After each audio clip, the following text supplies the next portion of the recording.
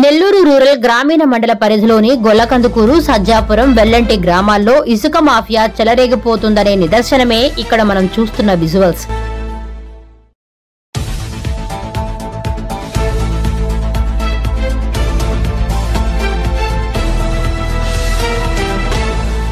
ఆయా గ్రామాల్లో కొంతమంది స్థానిక వైసీపీ వర్గీయులు ఇసుకపై కన్నేశారు.